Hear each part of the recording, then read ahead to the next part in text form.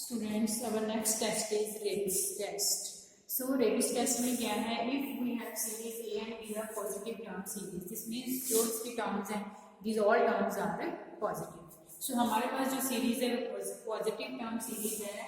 Then series E and converge और diverge किसके according converge और डिवर्ज करती है बेटे? According as this factor limit n tends to infinity n, bracket के बाहर n है और हम क्या ले रहे हैं, जो दो टर्म्स ले रहे हैं an upon an plus one. So हम रेशियो टेस्ट में an plus one upon an करते थे, इसमें हमें क्या करना है बेटे? an upon an plus one करना है, साथ में हमारा माइनस वन है, ब्रैकेट के बाहर क्या है n. If this factor is greater than one then क्या करेंगे? कन्वर्जेंट है. और अगर यही फैक्टर जो हमारा बेटे लेस देन वन है देन वो हमारा क्या है? डाइवर्जेंट है, जो हमारी सीरीज an है बाय रेबिस टेस्ट. तो रेबिस टेस्ट क्या कह रहा है? If this factor is greater than one then series is convergent और if this is less than one then series is divergent. So हम क्या कर रहे हैं बेटे? हम क्या ले रहे हैं? लेट जो ये फैक्टर है जब हम लिमिट अप्लाई की तो हमारे पास फोर्स कर रहे हैं हमारे प्लस वैल्यू क्या आ रही है बेटे? उसकी एल वैल्यू आ रही है. अब हमारे पास क्या है? If this factor is greater than one, मतलब अगर वैल्यू ऑफ एल क्या है? ग्रेटर देन वन है, टू आ गई, अगर कुछ फोर आ गई, थ्री या कुछ भी आ गई ग्रेटर देन वन, देन क्या कह रहे हैं? जब एल में हम कुछ माइनस करेंगे एल माइनस एप्सिलॉन तब भी वो क्या रहेगी? ग्रेटर देन वन ही रहेगी. So we are discussing case when L is greater than one so that L greater than L minus epsilon greater than one. What is epsilon? Epsilon क्या है? एक पॉजिटिव वैल्यू है जो कि epsilon है बहुत वेरी वेरी स्मॉल है और है बहुत क्या है? स्मॉल पर पॉजिटिव है. Epsilon is very small but positive value.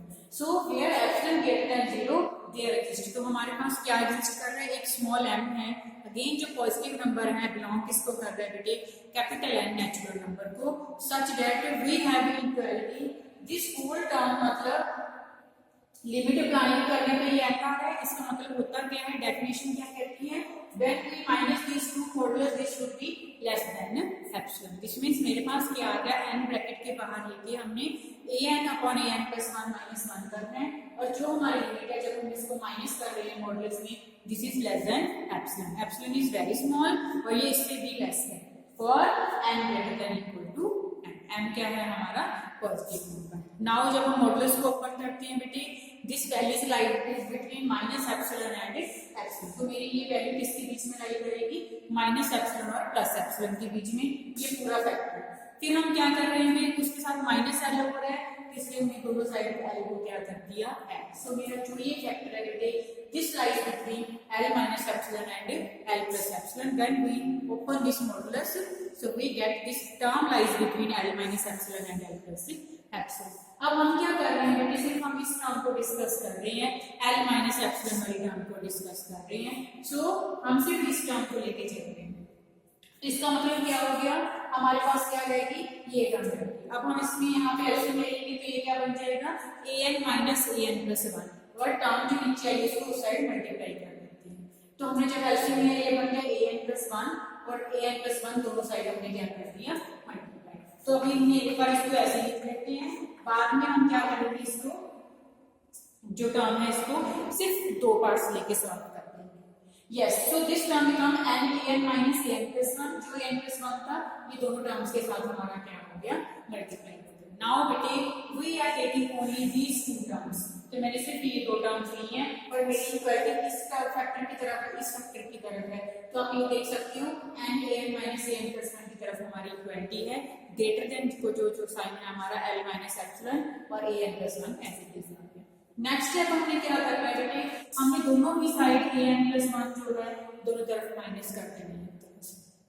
So question की डिमांड है to solve this further we simply subtract this term an plus one दोनों साइड हम सब्ट्रैक्ट कर देंगे, जिसके कारण बेटे क्या हो गया? अब ये भी an प्लस वन वाली दो टर्म्स बन गई, यहाँ पे भी. तो इन टर्म्स को कंबाइन कर लेंगे और ये जो टर्म है इसको सेपरेट कर लेते हैं. ये बन गई माइनस n प्लस वन. एक n वाली टर्म यहाँ से आ गई, एक बनने वाली यहाँ से, फिर n प्लस वन और बाहर क्या आ गया? an plus one. और ये सारी टर्म्स सेम बन गई, ये हमारे पास आ गई. Next now we are going to substitute values of m by, कैसे करेंगे? तो एक बार m कर देंगे, फिर m+1 कर देंगे, फिर लास्ट वैल्यू हम क्या कर देंगे बेटे, n-1। हम वैल्यूज को रिप्लेस कर रहे हैं, जिस जगह पे हमारा m है उसमें हम m+1 ऐसे वैल्यू सब्स्टिट्यूट करते जाएंगे और चेक करते हैं कि हमारी इक्वालिटीज क्या आती है। तो पहले हमें m करना है, तो जहाँ पे हमारा m है बेटे वहां पे हमने सिंपली m कर दिया, जितनी भी स्पेस सभी जगह कर दिया। फिर अगली वैल्यू है m+1, अब यहाँ पे हमारा m+1 हो गया बेटे, यहाँ पे m+2 बन जाएगा इधर भी, और यहाँ पे भी क्या बन गया m+2, ऐसे ही चलता जाएगा। और हमारी लास्ट वैल्यू क्या है n-1, तो यहाँ पे n-1 और यहाँ पे हमारा n रह गया, और यहाँ पे भी हमारा n रह गया। This is our last equality. Next step is to multiply this equality और एडिंग दिस इक्वालिटी। सो वो हम चेक करते हैं, ये मेरी फर्स्ट टर्म है, ये सेकंड टर्म है, फिर थर्ड टर्म आ जाएगी। इसमें ये टर्म जो है m+1 am+1 सेकंड टर्म में भी है, फर्स्ट टर्म में भी है, और यहाँ पे माइनस है, यहाँ पे प्लस है, जिसमें ये कैंसिल हो सकती है हमारी टर्म्स, जिस means we add these equalities, हम इनको ऐड करेंगे। जब हम ऐड करेंगे तो हमारी टर्म्स ऐसे कैंसिल हो जाएंगी, ऐसे इस साइड टर्म, तो हमारी ये जो टर्म है ये भी क्या हो जाएगी, कैंसिल। तो मेरे पास बच क्या गया, इस यहाँ पे फर्स्ट टर्म, और जो लास्ट टर्म है उसमें पीछे वाली टर्म बची, तो वो कितनी है m-am, और यहाँ पे कितनी है -n-en। अब हम राइट हैंड साइड पे देखते हैं, तो यहाँ पे इक्वालिटी क्या आ रही है, l-1 सबके साथ आ रहा है। बाकी टर्म्स क्या आई है, पहले am+1 आया, फिर am+2 आया बेटे, और लास्ट टर्म क्या आई है an। इसमें कुछ कैंसिल नहीं हो रहा, इसलिए हम टर्म्स को ऐड कर देंगे, एज इट इज लिख देंगे, और जो फैक्टर कॉमन आ रहा है l-1 उसको कॉमन लिख दिया, और जो बाकी टर्म्स हैं बेटे am+1 am+2 plus so on an तक हम उनको क्या कर देंगे, एज इट इज ऐड करके लिख देंगे। Now these two terms as it is, what is this term? Yes, you know Sn और Sm क्या होता है, we take partial sums। partial sums में Sm की जब बात करेंगे तो m की वैल्यूज आएंगी a1 a2 am तक, पर जब m की बात करेंगे उसमें क्या आएगा, a1 a2 am तो आएगा ही, फिर am+1 भी आ जाएगा, फिर am+2, और लास्ट वैल्यू क्या होगी बेटे am, बिकॉज n जो है m से बड़ा है। अब हमने क्या करना है, देखो हमारी सारी वैल्यूज आ रही है, जब मैं इन दोनों को माइनस करूंगी तो मेरी यहाँ टर्म जो सारी टर्म है वो क्या होगी, माइनस। कितनी टर्म बचेगी, am+1 am+2 plus last term क्या am, दिस मींस ये वही फैक्टर आ गया जो हमारा अभी ऐड करके आया था। तो दिस मींस ये है क्या एक्चुअली हमारा क्या फैक्टर है, Sn - Sm। What are Sn Sm, partial sums of जो हमारी टर्म्स n टर्म्स हैं या n टर्म्स हैं, दोनों को जब माइनस किया तो हमारे पास वो फैक्टर आ गया जो हमारा टर्म्स को ऐड करने में आ गया। नेक्स्ट स्टेप क्या है मेरे बेटे, इस टर्म की तरह लिख सकते हैं, ये इसके साथ मल्टीप्लाई हो रहा है, इधर आकर हमारा डिवाइड हो गया, और अब क्या है, this term as it is, सारा कुछ एज इट इज आ रहा है, what is this, all terms are made positive है हमारी, हमें गिवन है सीरीज में ये पॉजिटिव टर्म सीरीज है, a1 a2 a3 सब क्या है, पॉजिटिव टर्म्स है, तो इसमें हम साथ में मल्टीप्लाई भी करेंगे तब भी ये क्या है, पॉजिटिव ही रहेगा। तो हमारा सिर्फ फैक्टर क्या रहेगा, only n am।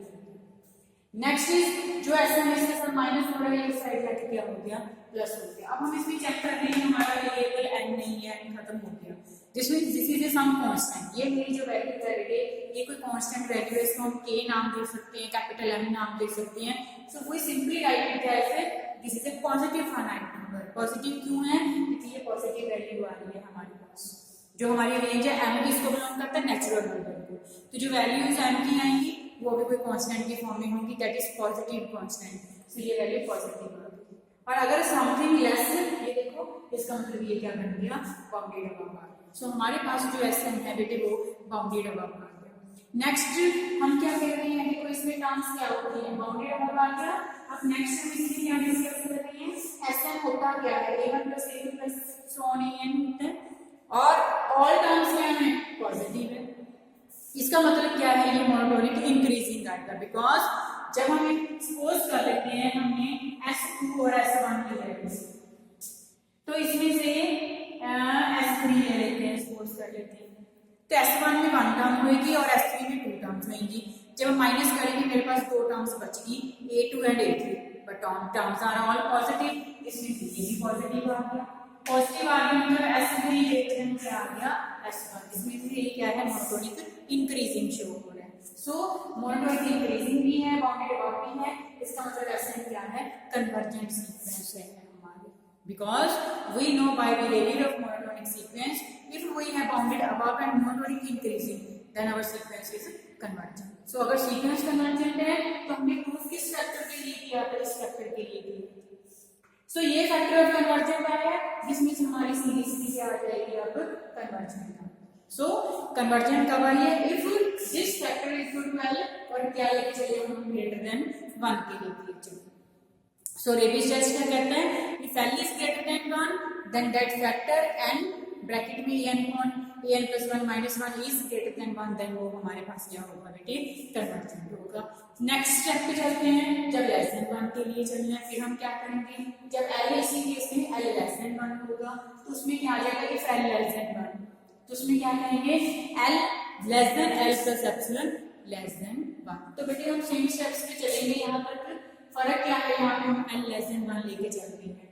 After this equality now we take this factor, जैसे हमने यहाँ पे पहले 2 टर्म्स ली हैं, अब हम सेकंड और थर्ड टर्म ले लेंगे, सेम वैल्यूज पुट करेंगे, बट हमारे पास अब सीरीज की आ जाएगी बेटी, डाइवर्जेंट आ जाएगी। सो रेबीज टेस्ट के according if this factor is greater than 1 then series convergent, if this factor is less than 1 then according to Rabi's test this is diverges. next is De Morgan's and Bretton's test. Rabi's test से आगे हमारा De Morgan's and Bretton test आता है, तो उसमें क्या फर्क है बेटे, कहता सीरीज जो है positive term series, again we have all terms positive, series जो है पॉजिटिव टर्म की सीरीज है।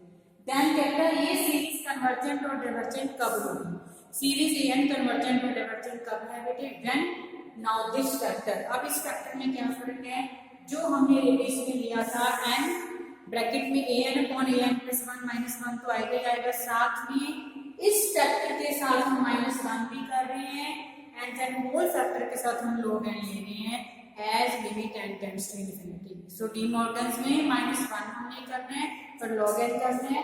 सो कंक्लूजन क्या है, जो हमारा सेम कंक्लूजन आया था, if greater than 1 then convergent, और इफ दिस फैक्टर, हम इस फैक्टर की बात कर रहे हैं for De Morgan's and Bertrand test, if this is less than 1 then ये क्या आ जाएगा, हमारा डाइवर्जेंट आ जाएगी जो हमारी सीरीज है। सो फैक्टर को चेक करेंगे कि ग्रेटर देन 1 है और लेस देन 1 है, according to that our series is also convergent और डाइवर्जेंट। सो आप इस टेस्ट को देख लेना, सेम स्टेप्स पे हम चलेंगे इसको।